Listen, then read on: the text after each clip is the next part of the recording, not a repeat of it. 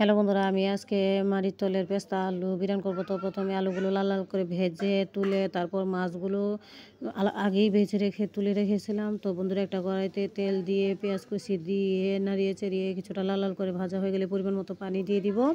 তারপর হলুদের গুঁড়া, মরিচের গুঁড়া এবং লবণ দিব এবং পরিমাণ মতো জিরে গুঁড়া দিয়ে দিব। দিয়ে আবারও ভালোভাবে নাড়িয়ে চাড়িয়ে দিব। যখন মশলাটা কষানো হয়ে যাবে তখন ভেজে রাখা আলুগুলো দিয়ে দিব। দিয়ে কিছুটা নাড়িয়ে চাড়িয়ে কিছুটা কষিয়ে তারপর ভেজে রাখা মাছগুলো দিয়ে দিব। মাছগুলো দিয়ে আবারও ভালোভাবে নাড়িয়ে চাড়িয়ে দিব।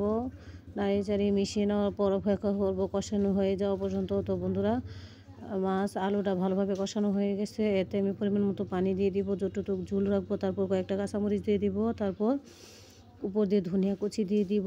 তো অপেক্ষা করবো তরকারিটা হয়ে আসা পর্যন্ত। তো বন্ধুরা, আমার পেস্তা আলু বিরান প্রায় হয়ে এসছে।